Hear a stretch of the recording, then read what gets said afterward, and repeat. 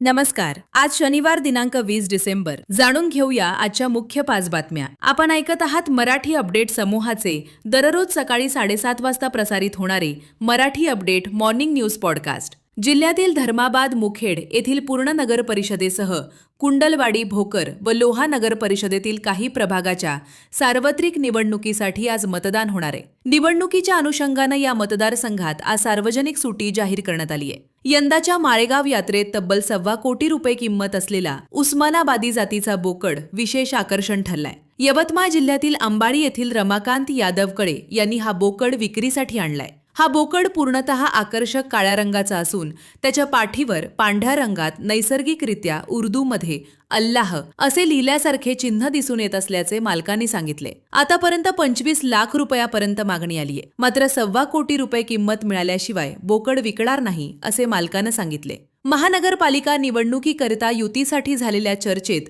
भाजपाने शिवसेनेला केवळ 6 जागेचा प्रस्ताव दिलाय. हे चुकीचे असून शहरात शिवसेनेचे 2 आमदार असल्याने किमान 40 जागा अपेक्षित असल्याचे नामदार हेमंत पाटील यांनी प्रसारमाध्यमांना सांगत भाजपावर नाराजी व्यक्त केली आहे. शिवाय राष्ट्रवादी काँग्रेस, अजित पवार गटासोबतही चर्चा होणार असल्याचंही त्यांनी सांगितले. भारतीय जनता पार्टी महाराष्ट्र प्रदेशकडून मंत्री पंकजा मुंडे यांची नांदेड महानगरपालिका निवडणुकीकरिता निवडणूक प्रभारी म्हणून नियुक्ती करण्यात आली आहे. विष्णुपुरी प्रकल्पातील पाईपलाईन दुरुस्तीच्या कारणाने रब्बी हंगामासाठी पाणी सोडण्यात येणार नाही अशी चर्चा सुरू असताना आमदार आनंदराव बोंढारकर यांनी पाटबंधारे मंत्र्यांसह जिल्हाधिकारी व प्रकल्पातील मुख्य अभियंत्यांशी चर्चा करून रब्बी हंगामासाठी तात्काळ पाणी सोडण्याची मागणी केली होती. दरम्यान काल शुक्रवार रोजी पाणी सोडण्यात आले असून 2 आवर्तनात पाणी सोडण्यात येणार असल्याची माहिती देण्यात आली आहे. महानगरपालिका निवडणुकीत काँग्रेस पक्षाकडून निवडणूक लढण्यासाठी इच्छुक असलेल्या उमेदवारांच्या मुलाखती